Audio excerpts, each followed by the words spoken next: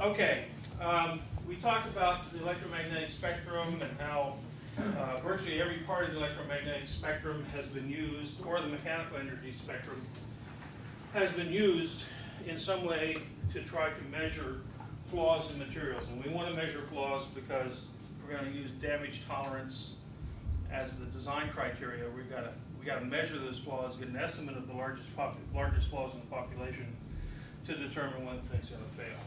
And then we said, what else did we say? Oh, we didn't say the next thing. We're actually going to do something different. Now, the level of inspection varies depending on how critical the application is. If I'm dealing with the boiler and pressure vessel code, and that's the ASME boiler and pressure vessel code, and I have critical welds on a pressure vessel, the code requires 100% visual and 100% X-ray or ultrasonic testing. And I talked yesterday about how ultrasonics is now replacing RT. Does anyone remember why? Some of the reasons why? Because the guys don't have to come down computers. More portable? It's more portable. It can be done when other people aren't around. We now have the ability to store the information from UT, whereas before we really couldn't store it. We didn't have massive data, digital storage. People like the idea of seeing a picture of some radiographic image. I'll show you one in a second. But they like the visual, and UT doesn't give you that, but they've learned to deal with it. And you can do it without clearing out the whole manufacturing facility while you take x-rays. You don't have all the safety problems with irradiating people. Now, if you're talking about something that's a little less critical, where you have some redundancy in your structure. Now, a pressure vessel has no redundancy. You get a crack in the shell and the whole thing's going to go. And you don't build two shells to make it safe. You only have one shell, and so you have to do 100%, because every weld is critical. But in a bridge or a building, typically you can lose one of your beams. Okay, now maybe not in some designs like the Longfellow Bridge over here, which has 4 arc beams, they have these arched beams on the bottom of the Longfellow Bridge. And if you lose one of those, you've lost one quarter of your structure, and the whole thing, thing could come toppling down on one side. There is some redundancy, but there's not as much. But for example, I never told you the story about the George Washington Bridge approach in New York City. There was like a 20-story apartment building there. If you come into Manhattan over the George Washington Bridge, you actually go underneath these 20-story towers that span over the highway. Some of you nodding like maybe you've ever seen these or been through it. Well, about 20 years ago, I got a phone call saying, "Oh, we have a crack, a 9-foot crack in a 9-foot beam." Okay, so the web on these joists, or in the bottom, was spanning across the highway. They were 9 feet deep in the web, the I-beam, and they had a crack all the way through. They hadn't cracked the top flange, but they had cracked the bottom flange and the web all the way up to the top. The only thing was hanging there by just the top flange. But the whole thing didn't come down because at the base of this building there were like 20 of these beams, kind of a lattice work, and so you lose 1 out of 20 and the whole building won't come down. And the really exciting thing about that for me is they give me this address in this part of New York. I don't know Manhattan that well, so I fly into LaGuardia, take a taxi cab, and got my $3,000 or $4,000 worth of camera equipment strapped in a bag over my shoulder, and the taxi driver kind of pulls up to the address. I open the door, get out, he wheels away real quick. And I look down on the ground, and there's these little empty capsules that used to have white powder in them. And I look around and I realize maybe he was getting out of there because this wasn't the best area of town to be in. Okay, and so I go up and I look for the entrance to this 20-story apartment building, and the entrance is all barricaded. And I look over to the side, and there's a little alcove, glassed-in alcove, and inside this glassed-in alcove, which is completely empty, except for more of these little white pellet bags and stuff, is this steel door. It looks like an armory door, and it's got about 20 sliding dead bolt locks and stuff. It's the only door I can see that you can even get in, so I knock on the door, and I see a little peephole open and someone look out, and then I hear all the deadbolts sliding, and this guy opens the door, and he's Yossel Oswald, the guy I'm supposed to see. And Yossel's got his little Hasidic, black cap. He's Hasidic Jewish. He's Orthodox Jew, and with his long curls, and things.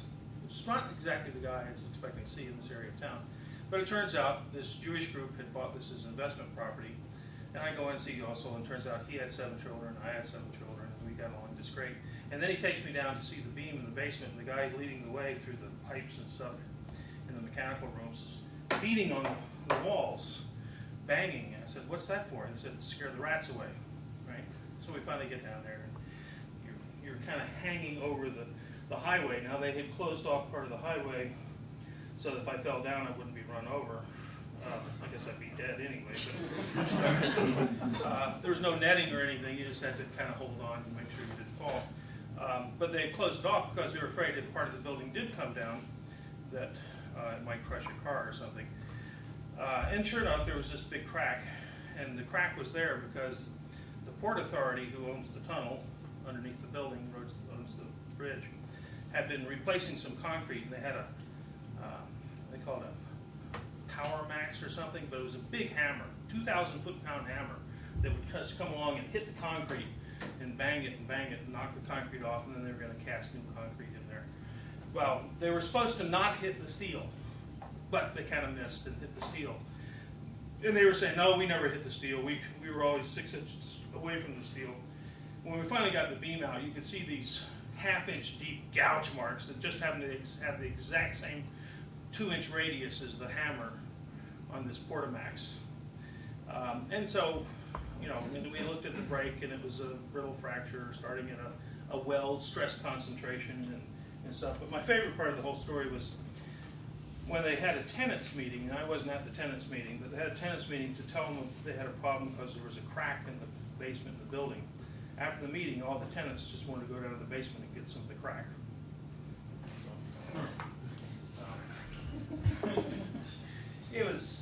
So it's one of the interesting things about this business is learn constant things. Anyway, so machinery bridge, you do 100% visual. In fact, in all welding, I don't know of any welding code that doesn't require 100% visual, because it's easy. I mean, even if the guy doing the welding is the visual inspector, in the pressure vessel code, there's what I call the capital I inspector, and he has to be independent from the group doing the welding. He could be working for the same company, but they have to report directly to the head of the organization, separate of the operations people, because you can't have them reporting to the operations chief, because that guy is responsible for making the bad welds. And so you can't have the guy who's policing it reporting to the same guy who's committing the crime.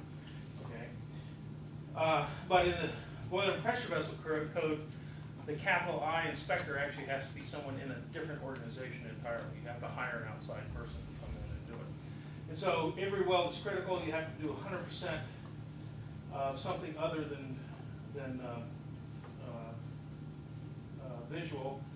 But here you only do 10% of the welds typically, just as a quality control technique, okay, to make sure they're keeping the quality up. Now, joists, building joists, which is the lowest quality welding code I have ever seen, okay? Absolutely the lowest quality. They basically, they're supposed to visually look at it, but there's no criterion for rejection, okay? They're supposed to look at it, and every now and then they're supposed to take this big crowbar and try to break the weld, okay? There's kind of these joists that weigh 1,000 pounds. The guy's supposed to take the big crowbar and kind of stress the weld and kind of see if he can break it. And if it breaks, it's not a good weld. If it doesn't break, it's okay.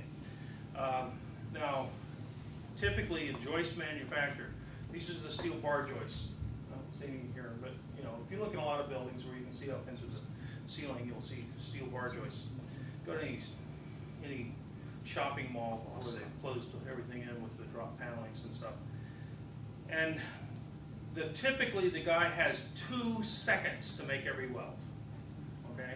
And the typical operating time is like 6 weeks on this job before the people just burn out, okay? So you got tremendous experience, okay?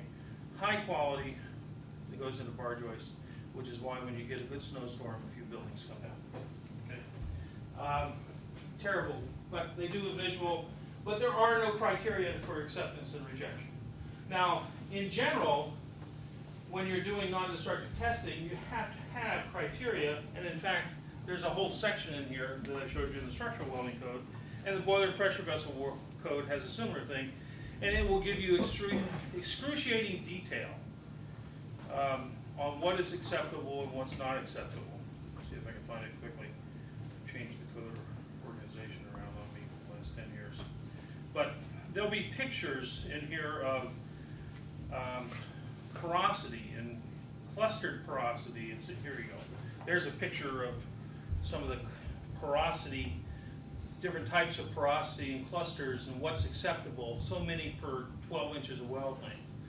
Largest one is 1/8 of an inch in diameter, or largest one might be 3/16 with no more than 3 of an 1/8 of an inch over some distance. So they actually have pictures that kind of tell you. There's another set of criteria for different thicknesses of material. That's for your visual inspection? No, that's for radiographic. That's X-ray. But I mean, there will be a separate section on radiographic. The visual, it's all in kind of words. It's undercut, and you have to kind of learn what undercut is. I actually have a set of plastic replicas of welds. It's a suitcase that actually it was done by the Ship Structures Committee of the Maritime Administration. If you want to see it, it's kind of a little suitcase, and it has like 100 different plastic replicas of actually real welds. They basically had people make defective welds that they may have undercut, or they may have too much concavity or too much convexity. There's a whole series of criteria that are written in words in there. And this is a bunch of three-dimensional objects, so you can actually show someone. So it could be spatter, it can be porosity on the surface for visual inspection. Okay, so this is basically a teaching kit for people, instructing people on how to do visual inspections. But the criteria are in words in the code. Okay. And some of the codes, I didn't bring them, but the X-rays, American Society for Testing and Materials has these reference radiograph books, and they're actually real radiographs where they had someone make a weld or a casting or a series of castings with different levels of porosity in them or different size cracks. And they will, for porosity, typically you can call out and say, the porosity shall be no greater than ASTM number 3. And you go to the ASTM and there's a radiograph, and you can buy this set of radiographs for like $1,500 for a little booklet of radiographs. It used to be about $300, now it's about $1,500. And you can look at it and it'll show you kind of a density, and the number 2 is a little cleaner, number 4 is a little dirtier, and they may have 8 of them. And you can, as a designer, you can say, I want number 3, and it shall be better than number 3. And it's sort of a judgment call of the clustering of the porosity. Is it better or worse than number 3? Okay. So there's actually lots of judgment calls, which creates wonderful opportunities at places like Soup Ship. Okay, because some guy welds, the shipyard goes out, has their inspection department finds something, they find it, and they say, in our judgment, it's not a problem. And then Soup Ship comes in and they say, oh, in our judgment, we don't like it. Okay, and then you have a big fight. Okay, just full-time employment for everybody. Now, so the selection of this inspection level depends on the stress level. Pipelines at like 75 or 80% of the specified minimum yield strength are some of the highest stresses. One of the quality control techniques for field welding of pipelines is they're going to do 100% radiographic inspection, because if a weld fails, you have a big jet. I mean, I had an explosion of a 42-inch diameter pipeline in Edison, New Jersey, about 20 years ago, and it's got 900 psi natural gas, 42-inch diameter. And so when this thing let go and broke, about 11 o'clock one night, there was a flame 600 feet in the air. Okay, and the heat just melted the roof of the apartment buildings next door. Okay, no one died. Well, actually, They claimed that one woman 3 miles away died of a heart attack from the noise. And she was like 89 years old.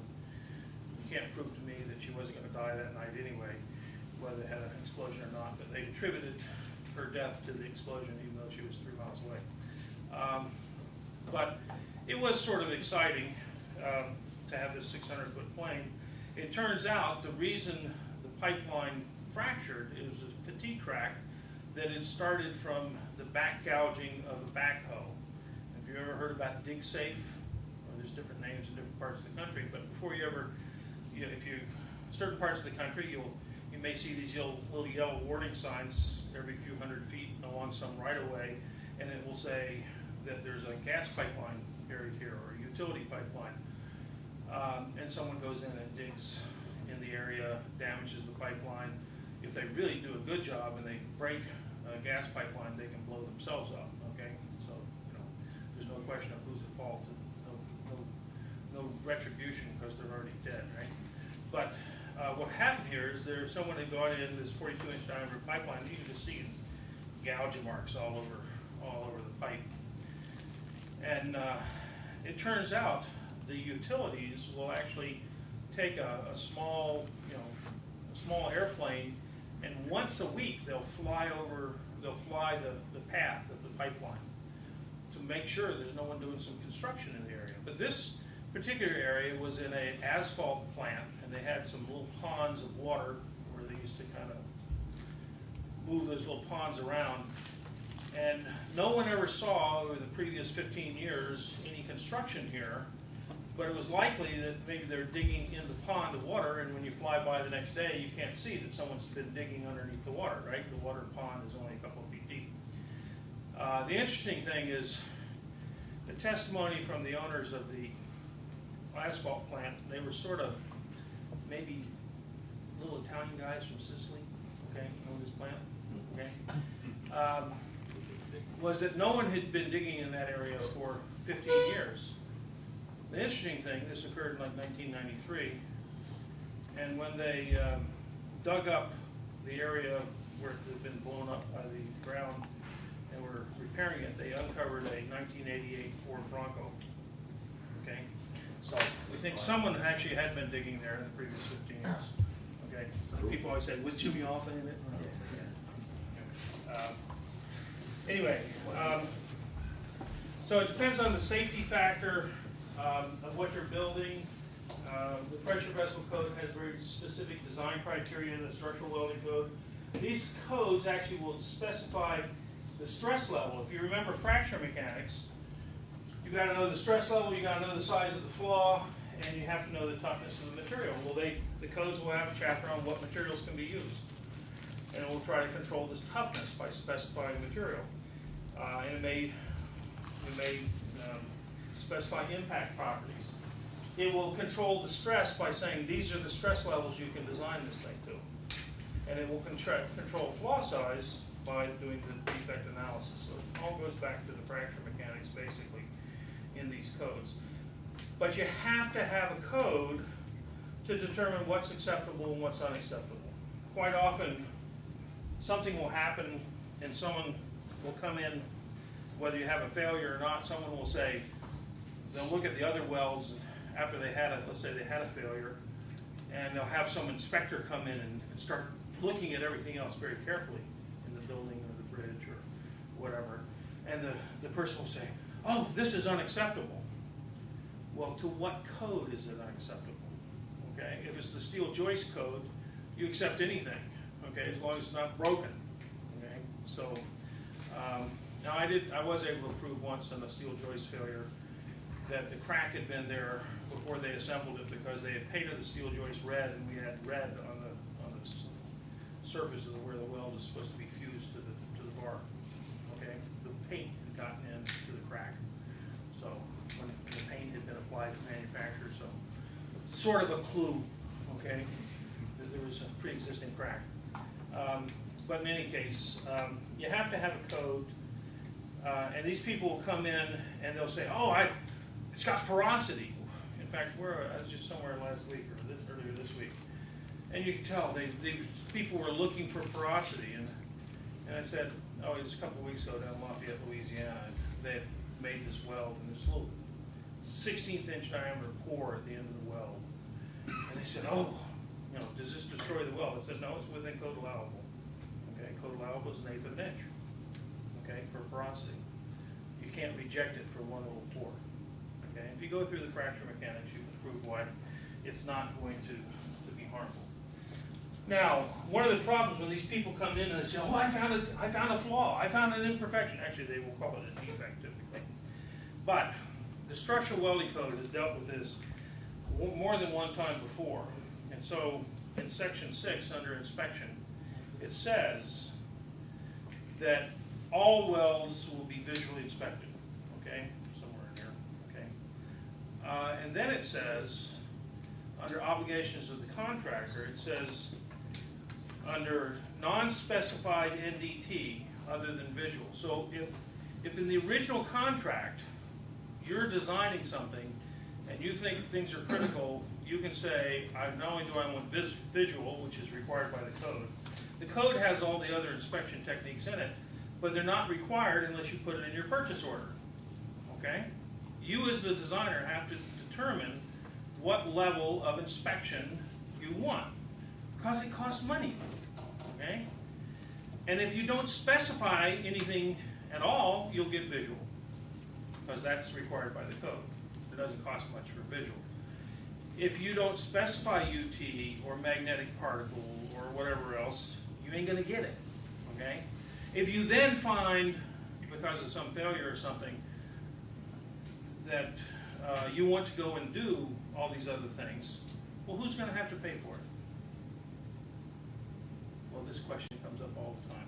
But a code actually says, if NDT other than visual is not specified in the original contract, so if you didn't ask for anything, it says, but is subsequently requested by the owner, the contractor shall perform, okay, they must perform the testing that's requested, and shall allow someone else, shall allow any testing to be performed in conformance with section 6.14, which is how you do the testing. The owner shall be responsible for all associated costs, including handling, surface reparation, NDT, and repair of discontinuities. So if you didn't ask for it in the beginning, if you didn't pay for it, you can ask for it later, but you got to pay for it, okay?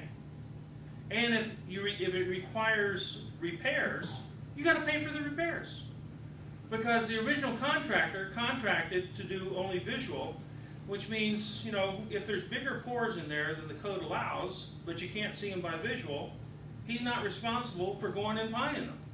You didn't buy it, and so don't ask for it later. You know, it's kind of like, you know, I take my car back to Toyota and say, I don't like it, it doesn't have a GPS. But you didn't buy the GPS, okay? Well, I want it, okay?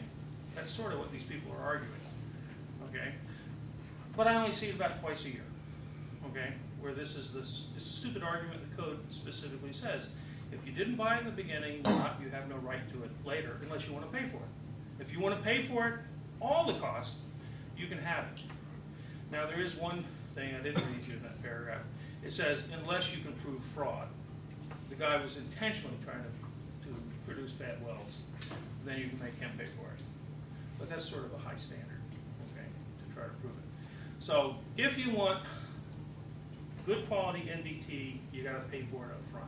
You can't come in after the fact and say, oh, I did this destructive test and I found a pore buried on the inside. Okay, so what? You didn't ask us to inspect for that, and so we don't have to provide it. Now, a lot of people say, what do you mean you don't have to provide it? It's in the code that it's a defect. Yeah, but if you didn't look for it, if you didn't pay to look for it, you can't require it later, okay? It's sort of common sense, but I don't know how many attorneys and how many judges have never been able to figure this out. And a lot of juries can't figure it out, okay? That if you don't pay for it, you don't specify in the beginning, you have no right to it, okay?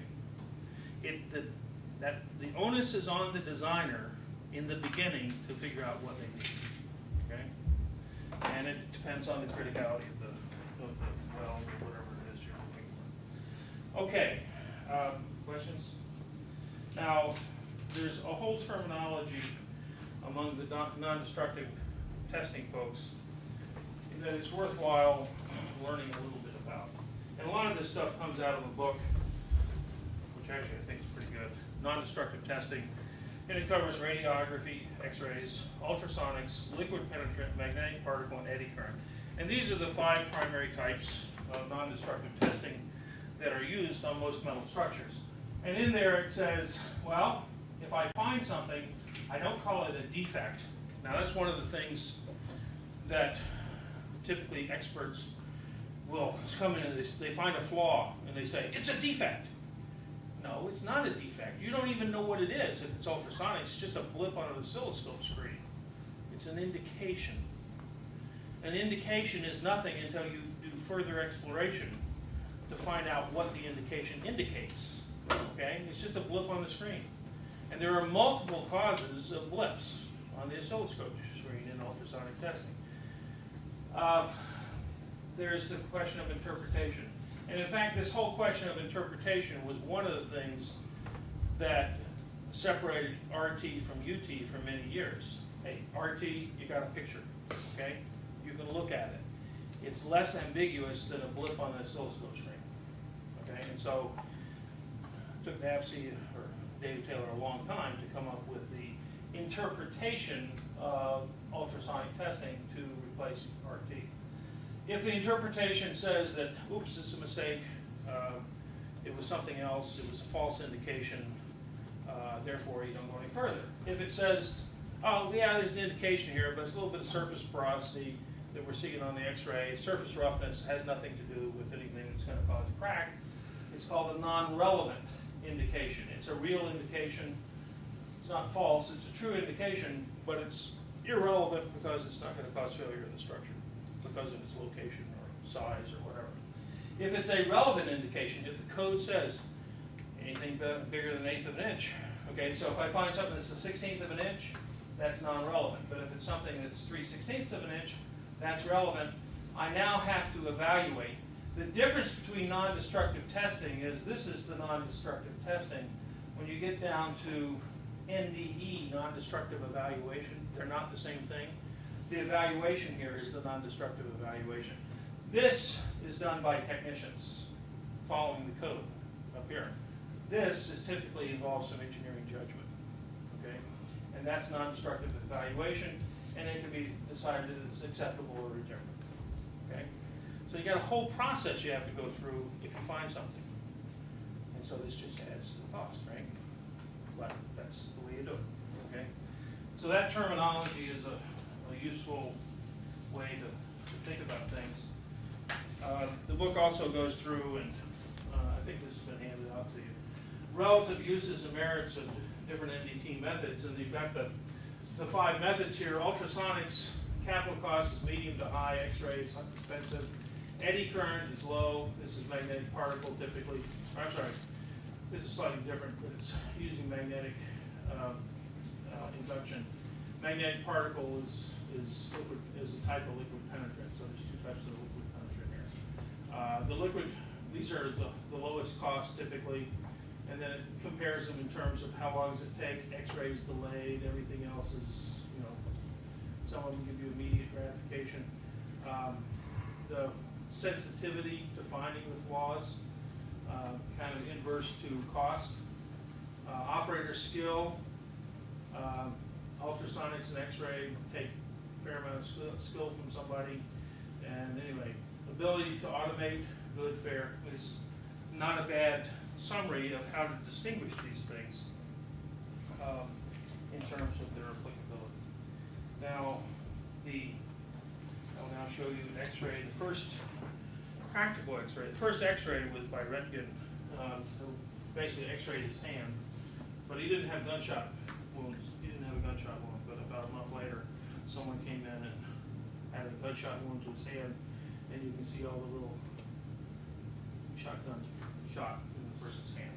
Okay, done in February of 1896, but the first X-ray hadn't been done, I guess, in January. Okay, or whatever. With regard to the X-rays, there's 2 specific types. One is the X-rays that are generated by high voltage, and the voltage can go up to millions of electron volts. If you're talking big pressure vessel shop like McDermott, or what used to be called Babcock and Wilcox, or combustion engineering, you got 4-inch thick steel. They may have a 2 to 5 million volt electron volt unit. And why don't you go above 5 million volts usually? Because above 5 million volts, you start turning non-radioactive material into permanently radioactive material. Okay, start messing up that nucleus. But it turns out the intensity of the X-rays goes up dramatically. The integrated intensity goes as like the 4th power of the voltage. Okay, so the more voltage you get, the more useful energy you're going to get out. The shorter the wavelength, which can be good or bad. Okay, and you also have some characteristic lines on top of this broad spectrum of X-ray wavelengths. Whereas if you go to an isotope source, this is iridium-192, you have very specific wavelengths that you're getting gamma rays out of this thing. And that changes the relative sensitivity of these things. The problem with a high voltage X-ray source is it's very expensive and it's not exactly portable. Okay? When you start talking about 500,000, 1 million volt X-ray machines, it's not something you just plug into the typical wall plug. Okay? So they tend to have their own building. Okay? You have to bring the part to the building, which is not always practical. So the isotope sources are used more practically. Someone yesterday asked about the orientation of the flaws. If this is the X-ray source up here, if I have a planar flaw like this, it tends not to give me much of a difference in density. This is supposed to be a chart underneath the plate. This is a graph, if you will, a 3-dimensional graph of the difference in density. An inclusion might give me a fairly significant difference in density, but a planar flaw oriented in the plane that's being shot doesn't give you much of anything, but a crack that's perpendicular to that gives you a tremendous difference in X-ray density. So one of the problems with X-rays is you got to be shooting from the right direction. So typically we might shoot at 2 or 3 different angles or directions. On a pipe, you go around different ways. So actually, I don't think I ever completely told you that. I got off on a tangent. I didn't tell you about pipe welders, how the quality control for pipe welding. If the guy makes a weld that is X-rayed, they do 100% X-ray, and it's defective, he has to go repair it on his own time. Okay? So the welders in pipelines have an incentive to do a good job, because they're still going to have to work 10-hour days, but then they could actually have to work another 2 hours to repair what they screwed up the first time. And you're getting it back like a day later or whatever. The other thing about pipeline welding, it's all controlled by a union out of Tulsa, Oklahoma. Major pipelines anywhere in the world, except maybe the former Soviet Union or something like that, or China, are welded by oil companies. But those oil companies have to use this union, or else the pipeline just won't get built. Okay? And I remember back in the days of putting in the Alaskan pipeline, they were developing automated welding machines, and they were thinking about welding the field welds in the Alaskan pipeline with automatic welding machines. And the union basically came in and told the oil companies that if you bring one of those machines on site, this pipeline will never see the light of day. So they had the guys go in there and they all did manual welding. And to this day, we still do manual welding. It's called extortion. Okay, it's just the way unions work sometimes. Okay. Yep. You want to discuss the welding of the Hubble telescope? Any extra criticality for that since it's in space? Well, I mean, I'm not sure I know exactly what they were welding, but the problem with welding in space is different than welding on Earth, because you can't use shielding gases, and you don't like to use electron beam because there's not a lot of radiation shielding up there. I don't know how they did the weld. They had to do it in vacuum. Well, they probably had a little chamber because they knew exactly what they wanted to weld, and you can make a specialized little electron beam, but those welds probably, well, they're up in space, so they probably cost $200 million. Just to get to the Hubble cost $500 million, right? So if that was the only thing they were doing was welding, but the whole question of welding in space, I think in one of the tapes I covered some of that. Certainly one year I did because a student had a particular interest, but you can't use arc welding. People have arc welded in space, but you have to bring along your own shielding gas and blow it off into space. And at $20,000 a pound, it's kind of pricey to be just blowing gas off into space. Lasers work, but they're very inefficient electrically, okay, or energy-wise. They're like, if you get 5% wall plug efficiency, you're lucky. Electron beams are nearly 100% efficient, but they have all this radiation problem. And so you can't use very high energy, high voltage electron beams, or you're just gonna, well, you just have expendable astronauts, which you can do in other societies, okay?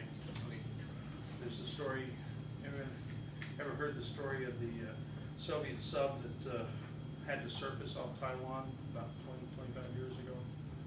When the sub, they had a fire or something and they had to surface, and turns out there were a few destroyers or frigates around, and so they saw this, you know, I don't know if it was US or Taiwanese or whatever.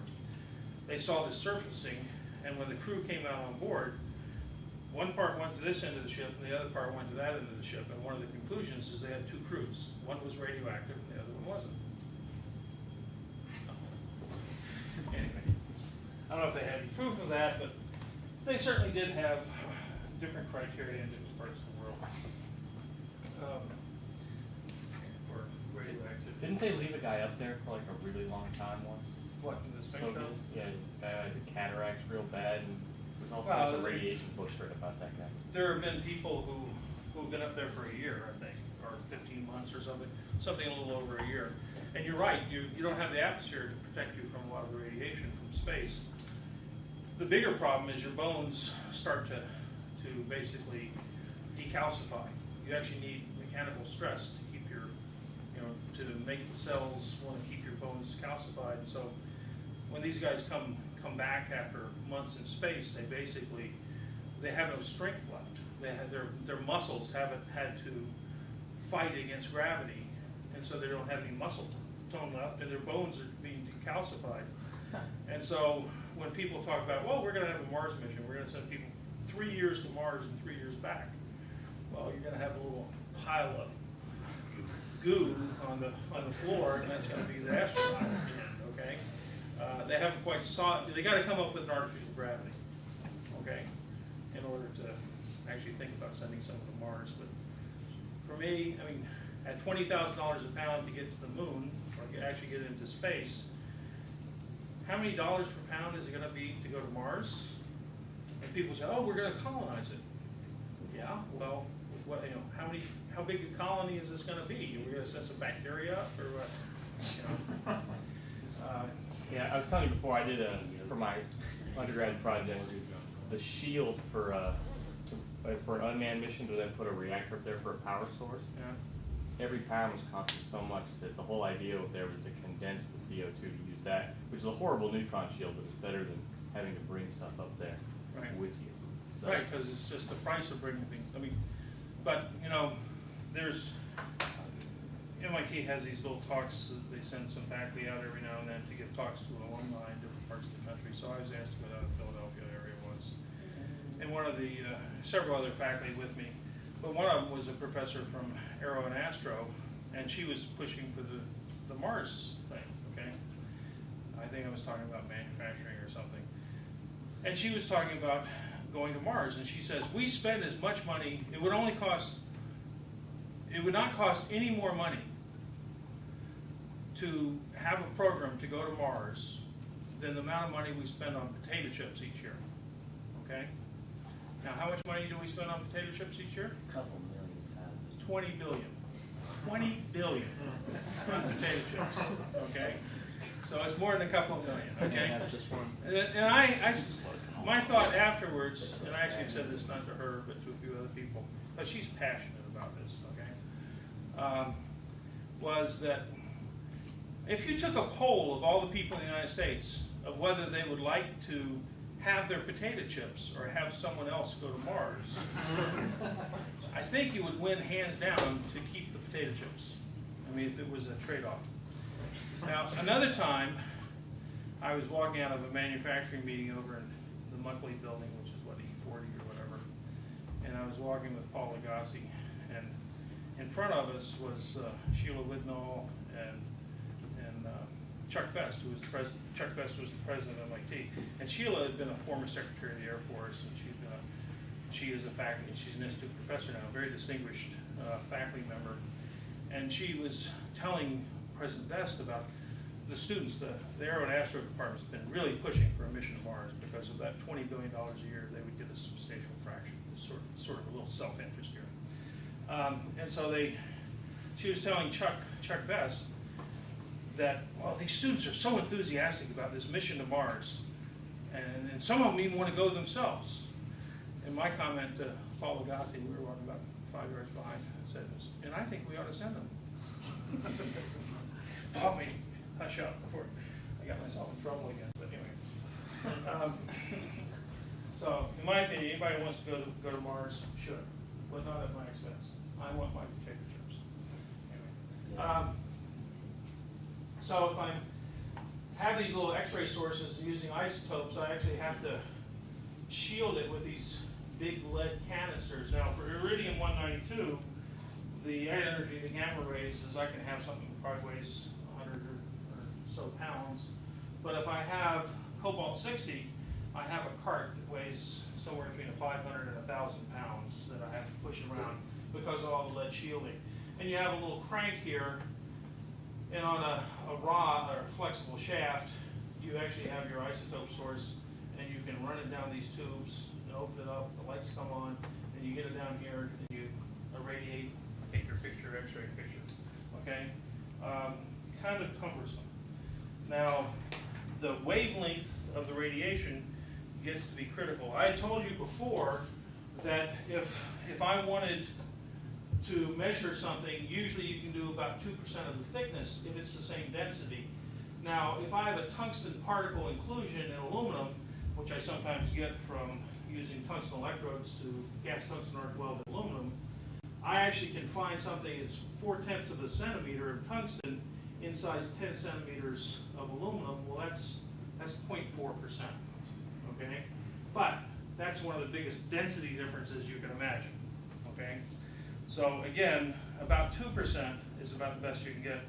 This book gives a nice little example of, you're familiar with, probably not familiar, but back when I was a kid, people would stick razor blades in apples and hand them out for Halloween, okay? So kids would, really nice. So this is why mothers don't allow their kids to just go trick-or-treating anywhere anymore, okay? But in any case, if you wanted to go to the expense of x-raying every apple the child brings home, it turns out you have to use the right wavelength energy. There's actually a comparison. If you use X-rays that don't have enough energy, you won't even, like 0.154 millimeters, that's not very well focused, but anyway, you won't even have enough energy to transverse the apple, okay? You can't even get the X-rays to the apple if you've got 0.154 nanometers. If you have a shorter wavelength X-rays, you get about 50% intensity through the apples and almost none through the razor blade, so that's very good discrimination. Now, if you go in here with an 80 kV system, you're just going to get white all over everywhere because the X-rays are just going to flood out everything. So it turns out it talks about the fact that you need highly skilled operators to operate X-ray machines, and that's true. There's a lot of physics, a lot of science that goes behind this stuff. Okay, you need a lot of skill also in interpreting ultrasonics, because in ultrasonics there's lots of different types of waves and wavelengths. Okay, this is just again out of the same book. Talking about transverse waves, if I hit a material and I get a transverse wave, the material is exaggerated, would have a shape change like this. If I have longitudinal waves, then I would actually get a local compression and expansion as I go along the length of it. There are also surface waves and other things that come out of this somewhere in here. We have also got the size of the energy source that's generating the sound waves. If the size of the source, this S, is big compared to the depth I'm looking at, we have what we call the near field effect. And I have surface transverse waves, longitudinal waves, and they have different kind of penetrating capability or directionality to them. If the wavelength of the sound is equal to the size of the source, then I'll get these lobes, and I'll get kind of a bulbous lobe like this. If the wavelength is much, much less than the size of the source, I get a nice, strong directional beam. This is the type of beam I usually want, because I'm going to probe it with a straight beam and see what I get. Now, this is called the near field region. Unfortunately, what this means is ultrasonics are not good at looking for surface flaws. And if the wavelength of my ultrasonics is on the order of a couple of millimeters, I can't find flaws smaller than 1/8 of an inch with any reliability. At the, typically, for whatever reason, 2 1/4 megahertz is kind of the standard. Somewhere between 1 and 10 megahertz is the typical ultrasonic frequency for metals. Above 10 megahertz, you get too much attenuation. You lose the sound in the material. You have to have the great Cooley diaph behind you to get a signal out. Below 1 megahertz, your critical flaw size, or your wavelength, is too big. You're looking for 1/4 inch flaws, okay? So you can't find small flaws with a long wavelength. So it's sort of a 2 1/4 megahertz is sort of a happy medium in between. You've got trade-offs, but you also have this problem that you just can't find surface flaws very well. And so ultrasonics really has to be used in conjunction with some surface flaw detection technique like magnetic particle or dye penetrant, which is only surface flaw detection. Because otherwise you're going to miss your surface flaws, and those are the ones that are the most harmful in terms of fatigue cracking and other things. Okay? But ultrasonics is good for internal defects, but you have to worry about the near field effect, and you really can't measure something in the top 1/8 of an inch near the surface. Okay? We kind of talked about ultrasonics, and this is sort of a picture of the reflection. If I have a little crack here, I've got some sort of cylindrical vessel. I've got my transducer and my receiver all coupled in one, and I send a beam down here. I can pick up the flaw. I also will pick up the end of this, but most of it's going to be reflected in another direction. But hopefully from the flaw, I'll get a nice strong peak. And I can find it. If I'm looking at something in a corner radius of something, I might be able to find it by a peak. We've got some pictures down here. If I have 2 little cracks in something like this, there's my initial pulse. This is my back wall reflection. And I have 2 cracks in here, and I should get some peaks in between, okay, if I have a flaw in there. And so you scan it around and make a nice little video image nowadays that you can store in your computer.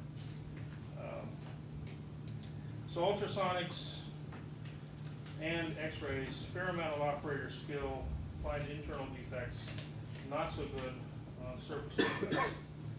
One of the oldest non-destructive test techniques is dye penetrant, where we squirt a liquid on the surface, and then we clean the liquid off the surface. But if there was a crack, the liquid gets down here, and if you don't try to clean it with ultrasonics and everything else, you just wipe it clean, wipe the surface clean, you'll leave some liquid in here, and you spray a developer on it. Okay, so how many people have seen liquid penetrant? How many people have not?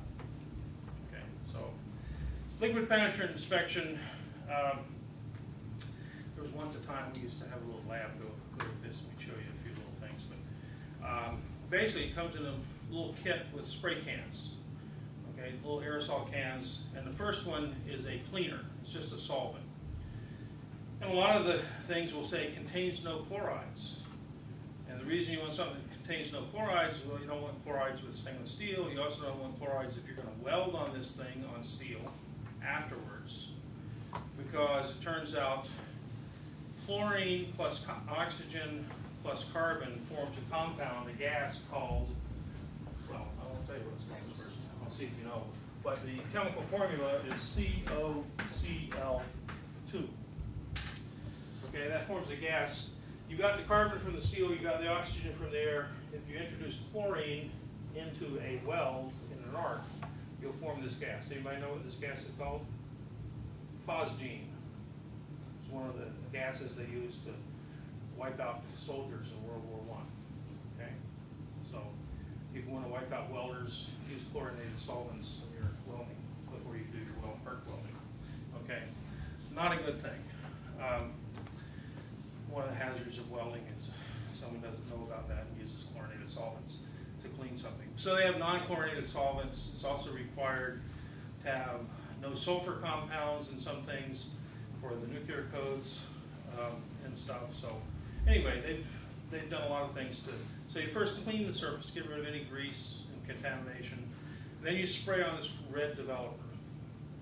And the red developer is just a red liquid, and you let it sit there for 15 minutes. And then you wipe it off with a rag. You might clean it with a little of this solvent again to get rid of all the red on the surface. And then you spray on a white powder. And the white powder will absorb any of the red dye that's down in the crack, and all of a sudden you see this big red blotch, okay, on the surface. So bigger than the crack, so it actually sort of magnifies it. So this is a dye-penetrant image of some sort of impeller, and here is the red blotch. This is something else. The white stuff is, well, actually it's probably a cavity or something, but anyway, you have a big red blotch. It's hard to miss it. Now, if you have a little bit of porosity in a casting, you might see some little red blotches. And that's an indication, but you now have to evaluate it to determine whether it's a relevant indication. But a big crack is very easy to find. You do the same thing with different penetrants. You can do liquid penetrant on nickel-based alloys, and the best ones are not the ones that come out of the spray can. They don't have as much sensitivity. They can find big cracks, but the ones that find the smallest cracks are liquids that have very good penetrating capability, and you essentially use an ultraviolet light, okay, infrared or ultraviolet fluorescence. And you actually have powders inside the liquid, very fine powders that fluoresce under the ultraviolet, so you actually see the thing blowing back at you as a little, if you see a linear indication, it's a hint that it's a crack. If you see a bunch of small dots, you may have some surface very fine porosity or something, but you have to evaluate. And so if you go into a non-destructive test shop, you'll see this little region with curtains around it, because you can't do this out in the bright lights of the workshop, and so the guy's in there working in the dark, okay?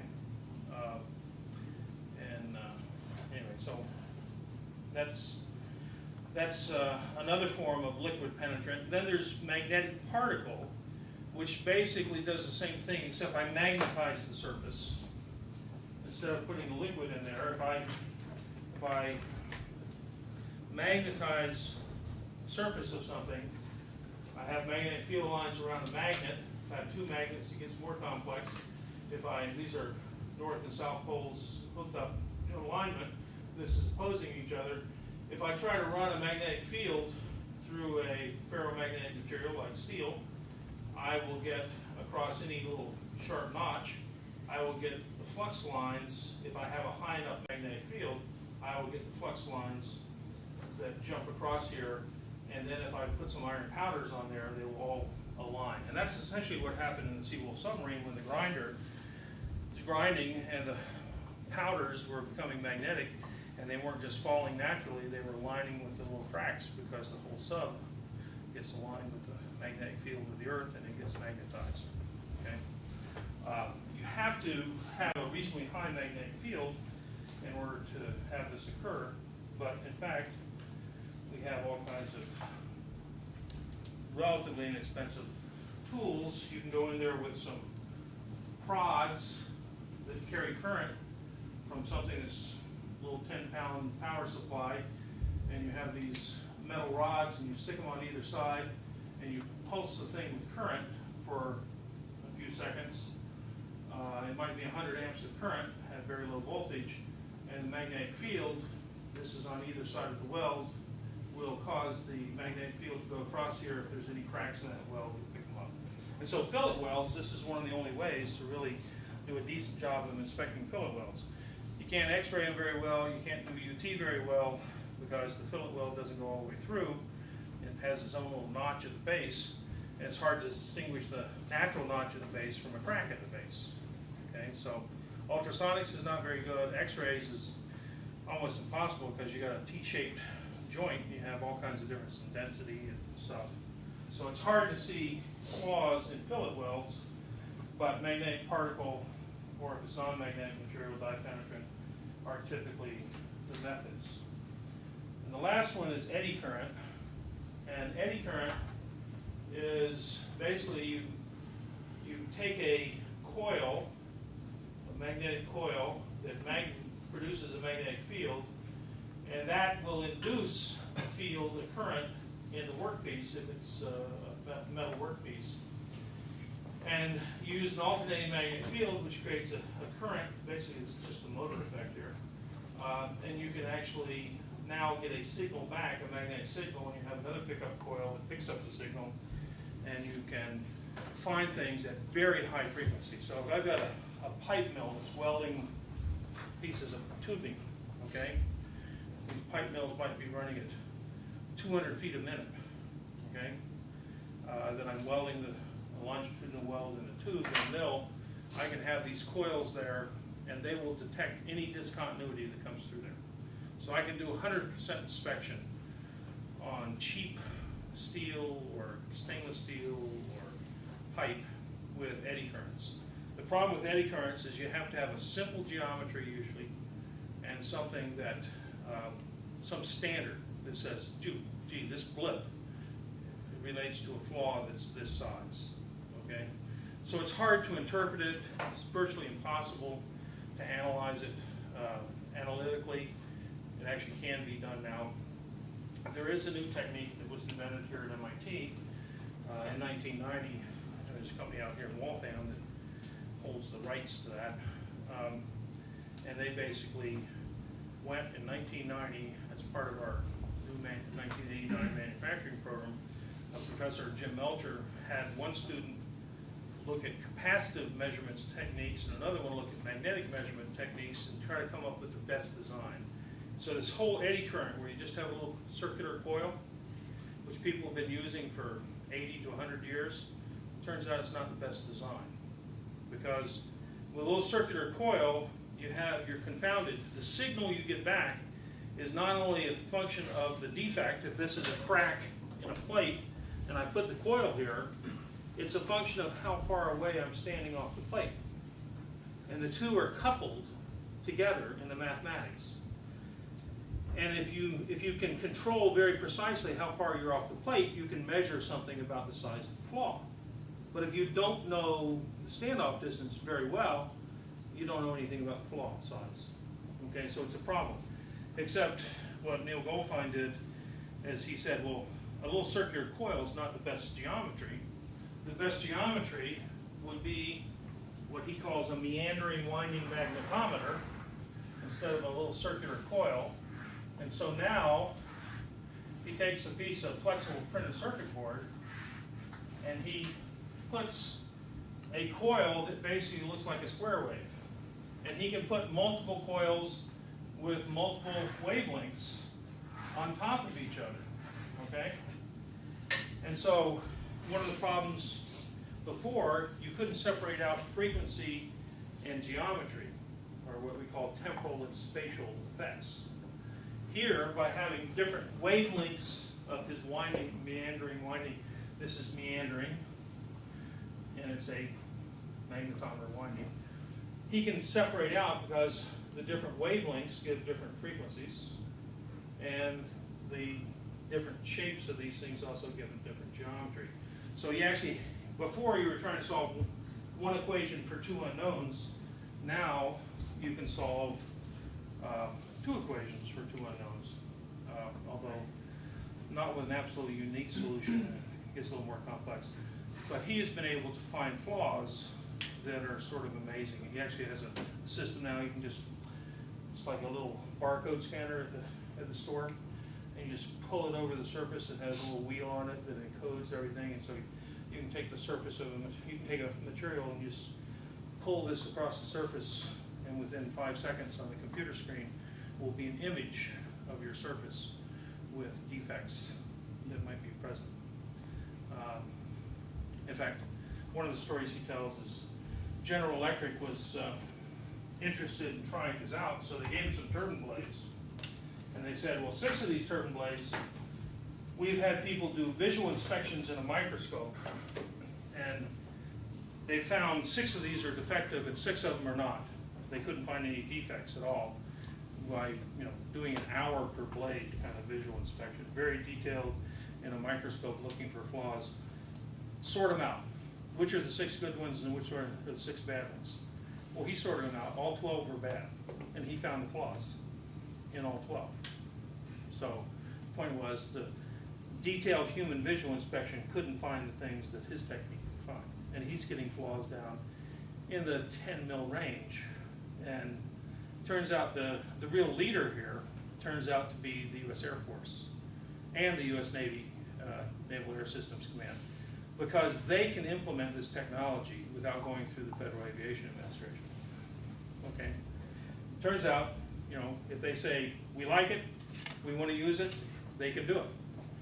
If you wanted to do it, if you were General Electric or Pratt & Whitney and you wanted to do it in commercial, you would have to get the FAA to approve it. And that can be a very long, tedious process. Okay? So Neil has an interesting little business out there. I remember one of the first things, this was back in the days of payphones in the early 90s.